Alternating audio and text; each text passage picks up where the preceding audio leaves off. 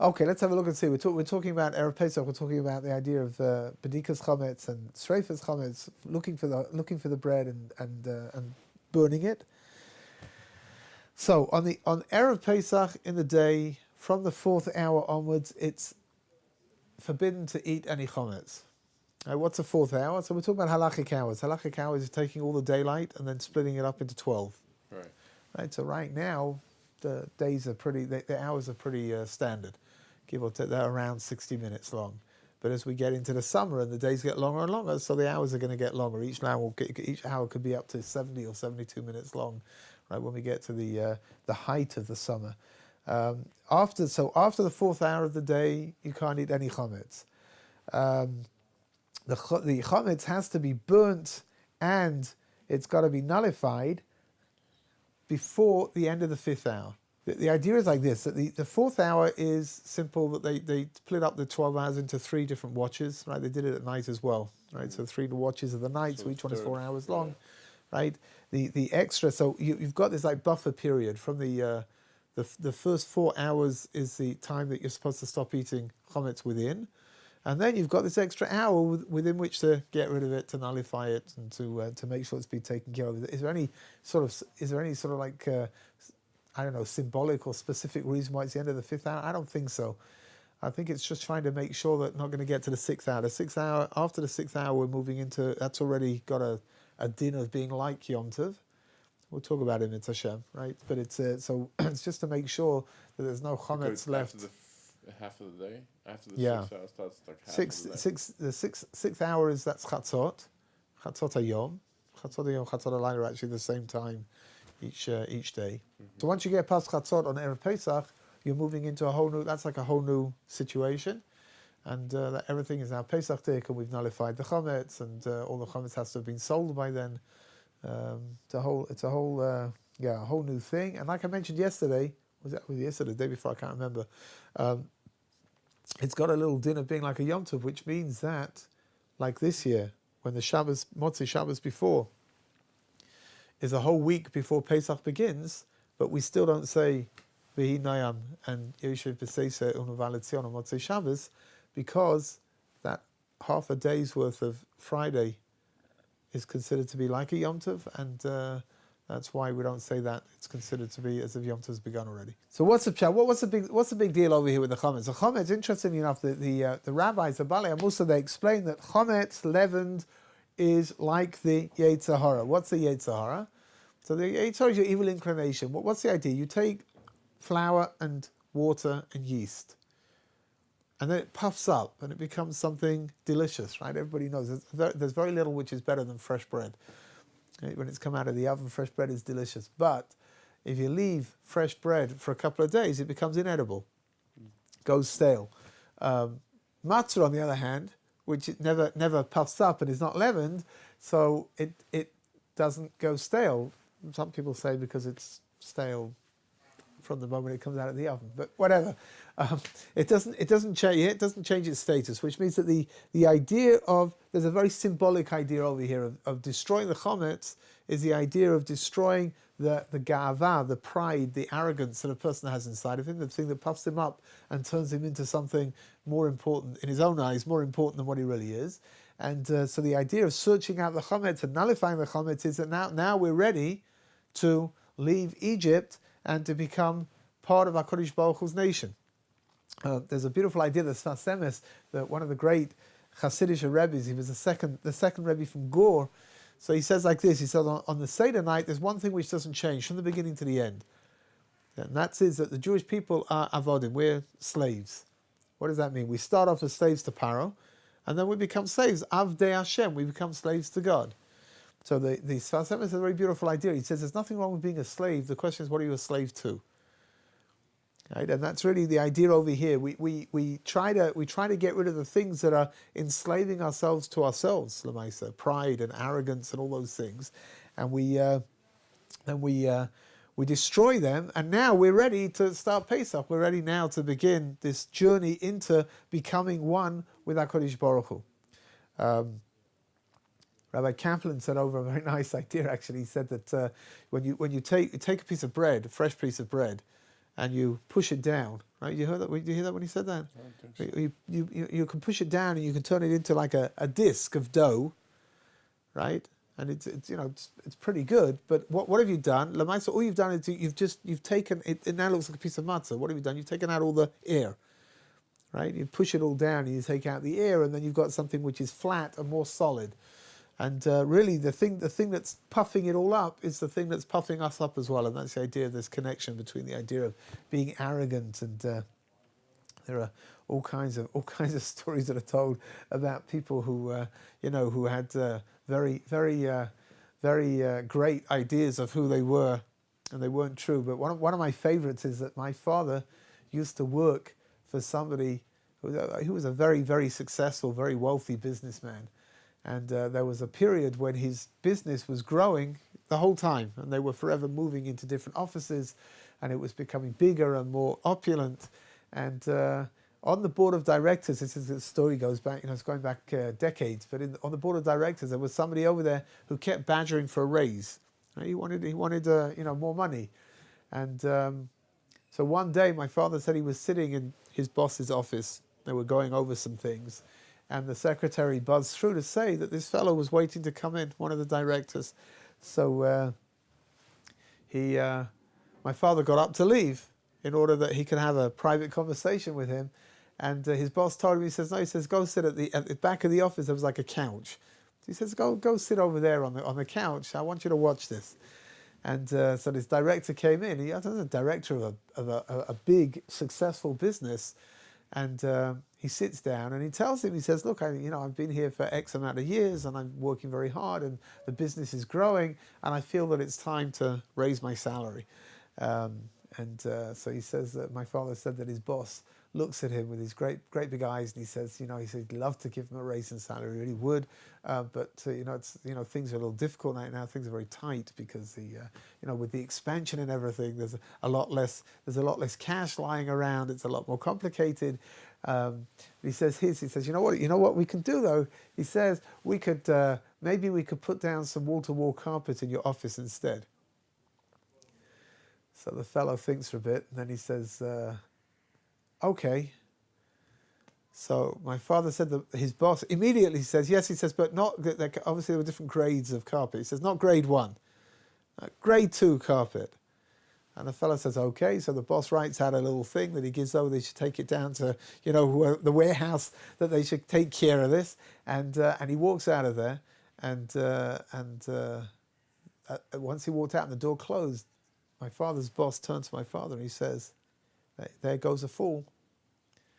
And what had happened, he gave up, apparently, in the corporate culture over there in those days, having carpet in your office was considered to be a big status symbol. And this fellow had given up a rise in salary in order to have this ridiculous piece of carpet put down in his office so that people would come in and they would see that he's got carpet on the floor. And they would say, well, this guy must be very choshev, he must be very important. So he said that my father said that he learned a big lesson from this fellow, that it's ridiculous. People sell themselves in order to live. Buffed. Yeah, you know what? In order to imagine that they are on something which they're not. It's forbidden to do malacha. It's forbidden to do work from Chatzot, from midday on Erev Pesach onwards. What does that mean? It's not like Shabbos and it's not like Yom Tov. Anything that needs to be done in order for preparations, in order to be able to eat, right? So all of those things are absolutely okay to do. It's okay to put on the lights, and it's okay to warm up water in order to be able to have baths and things. That for sure is okay. But one should avoid having haircuts. One should avoid doing sewing work, all that kind of stuff, because it's considered to be like it's already a part of Yom Tov, it's already a part of Pesach. So it's something to keep an eye on. The Mishnah Berurah actually goes as far as writing that a person who does forbidden melacha from midday on Erev Pesach onwards won't see any siman bracha. He won't see any kind of a positive dimension to whatever it is that he's doing. right? Which means that, for example, should a person go to work from Chatzot onwards on Erev Pesach? Should a person be going to work? It would be better not to go to work, right? Mishnah Berurah says that kind of thing you're not going to see any bracha from. But of course, sometimes it's not so easy to do that. Somebody's working, for somebody, and it's going to be difficult to be taking off time. So for sure, they should carry on working until they're able to come home for Yom Tov. Anything that's allowed to be done on Chol HaMoed is allowed to be done after Chatzot. So again, cooking, cleaning, all that kind of stuff. There seems to be what about writing? Writing is an interesting thing. Some people are machmir, some people are stringent, and they don't write on Chol HaMoed at all. And if that's the case, then it would be forbidden to write from Chatzos, from midday onwards on Erev Pesach as well. Some people are a little bit more makel. They say that some things which can be written down, important things can be written down. There's a concept in the halacha called davar aved, right? Something which is going to be lost, so something which is important. So, let's say, for example, you have a great Torah thought in the middle of Chol HaMoed. You just it's fantastic, and if you don't write it down, then you're not going to remember it. So for sure, you can write that down. Yeah, for sure, for sure. If, on the other hand, you met somebody and they gave you their phone number, and if you don't, I don't know, maybe that could also be considered devar ovid, because you're going to forget the number if you don't write it down. So I guess something like that would also be okay. What would not be okay? No, help me out. What would not be okay? Writing down on Pesach, just, I don't know, somebody... Anyway, in all events, so writing things down, it really does depend what it is that you're writing down, right? So if you're writing down something which is very important, if you're going to forget it, then it's going to be lost. Then for sure you can write it down. You'll be able to write it down on Erev Pesach as well. If it's something which is not important, then you should avoid trying to write it down. I had a friend who told me like this. He said he woke up, he dreamt the most incredible chiddush. His incredible Torah thought, like a novel Torah thought. He dreamt in the middle of his sleep. He woke up. And he tried it. The minute he woke up, he couldn't remember it properly. But he said that he realized that I don't know why, he thought he was going to dream it again. So he left a pad and a pen next to his bed. And he went back to sleep. He says, well, next time I'm going to wake up and I'm going to write it down immediately and I'm going to get it. So he says that sure enough, it happened. He went back to sleep and he dreamt this dream again with this chiddush. And he woke up and he immediately just wrote it down as quickly as he could. And then he went back to sleep again. And he said in the morning he woke up and he read through it and he said, you know what, it was pretty good. This is like a pretty good chiddush. So he went to his Rabbi. He didn't tell his Rabbi how he got to it. He just says, Rabbi, I had this idea. And he tells him about the idea. And the Rebbe says to him, that's not bad. Now, for this particular person, that's a very high level of praise. To say something is not bad, right? That's not bad. So then he told him how he got to this chiddush, right? That he went to sleep and he dreamt and then he forgot it and he went back to sleep and he dreamt it again and he wrote it down. So he says, his Rebbe looks at him, he says, you know what? He says, Yoshua, he said, you should sleep more often. He says, and then he told me, he said, it's true. He says, chidushim like that I don't come up with when I'm awake. That would be okay to write down on Chol HaMoed, right? That chidush would be okay to write down on Chol HaMoed, that's for sure. Ironing, should you iron on Erev Pesach? Not really. Simple ironing you can do. So like you just want to sort out your shirt or something, or put a crease back in your trousers, that's okay. But if it's something that's a little bit more complicated than that. If it's for Yom Tov? So l'chavod Yom Tov. So the emphasis is like this: if you're doing it l'chavod Yom Tov, then it would be okay to do it, but it would still be better to make sure that it's done before Chatzos, rather than to run into the problem of doing something like this over Chatzos. What you can do is you can give it to somebody who's non-Jewish to do. Right, so let's say, if you've got some kind of complicated bit of ironing to do, you had something done to a piece of clothing, and now if it's not ironed, it's not going to be wearable properly. But you probably couldn't do it yourself anyway, right? It requires a little bit of a what's called a meiser umnus. It requires some kind of expertise over here. So then at that point, then you can take to somebody who's non-Jewish, and they can take care of it for you. If you're not sure about any kind, you're not sure something is work, you're not sure something isn't work, so you have to get in touch with a COR. What is a COR? No, what is a COR? You have any idea? What's a COR, Rabbi? What a great question. A COR is a competent Orthodox rabbi. Ah. Right? So you phone up and say, look, Rabbi, is this okay? I want to iron this. Is it okay? Or I need to do this. Is it okay? Find out whether he says okay. If it's okay, then it's okay. And if it's not, then it's not. You shouldn't get a haircut and you shouldn't shave on Erev Pesach, which means from Chatzos onwards, from midday onwards, which means if you're going to shave, then you should shave before midday. Anyway, there's an Indian word, Sfiras Omer, of not shaving anyway. So for some people, maybe it's not such a big deal. It's just an extra day of not having shaved. Nails as well. Best to cut your nails before Chatzos as well, if you've got time to do it. Of course, there are lots of things that need to be done on Erev Pesach. It's a rather busy time to do it. Laundry, right? Laundry should be done up until Chatzos on Erev Pesach. Laundry should not be done normally during Chol HaMoed, unless there's an overwhelming reason why it has to be done. So people that have small children at home, small children tend to get themselves very dirty very quickly, as opposed to adults who get themselves dirty a little slower. Even for an adult, if if a person runs out of clothing for whatever the reason, then it would be okay to do laundry on Chol HaMoed, but it's best to try to avoid doing it. So the emphasis is like this: that really, really, it shouldn't be done, but there's no necessity to tell her not to do it. So she wants to do it herself. Otherwise, what's going to be? She's going to have a huge pile of laundry to do after Pesach is finished. And if it's going to be easier for her to do it during, then it's her business. That's what she's chosen to do. Why her? His or hers, right? It's probably a good idea to try to get a nap on Erev Pesach as well. Leila Seder is going to start late, and it's going to go on late as well. There is a halacha that many people are not able to do it, but you should really have eaten the afikomen, which is the last piece of matzah that's eaten before chatzot.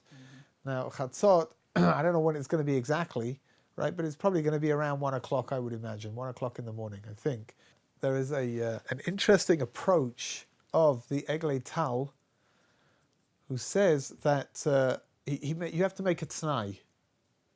Right? You make a condition that the first lot of matzah that you're going to eat, the first lot of matzah has to be eaten before chatzot. For sure. Right? So the first lot of matzah is going to be eaten before chatzot, and your t'nai, the condition is that if this is supposed to be the afikomen, then you're eating the afikomen, and if it's not, then it's okay. But you're supposed to leave the taste of the whatever. It's complicated. It really is. The Aglei Tel, the Avnei Nezer, whatever. It's the same person. I think it's called the t'nai of the Avnei Nezer. Two different svarim that he wrote, but so some people do that, right? Which means that so long as they eat their first kazayis of matzah before chatzos, then they can carry on at the regular pace, and they eat their suda afterwards, and they eat their afikomen afterwards, and everything is being done. You should know, after you've eaten your 2 kazasim of matzah at the beginning, and your kazayis of mara, and then your kazayis of the koirech, of the matzah and the maror together, and your hard-boiled egg, right? And then you're going to start eating the suda at that point. I don't know. It could be hard work. Erev Pesach, the davening is a little bit strange on Pesach night. So we go to shul and we daven the regular davening for Yom Tov, which is fine, right? And inside of the Amida for the Yom Tov davening, we say Yalev Yovo because it's now Pesach. But after the Amida has been finished and Kaddish has been recited, then everybody recites Hallel. It's the only time of the year where Hallel is recited at night. And we recite it with that bracha is made and Hallel is recited, and then after Hallel we say Aleinu, and everyone then goes home as quickly as they can in order to begin the Seder.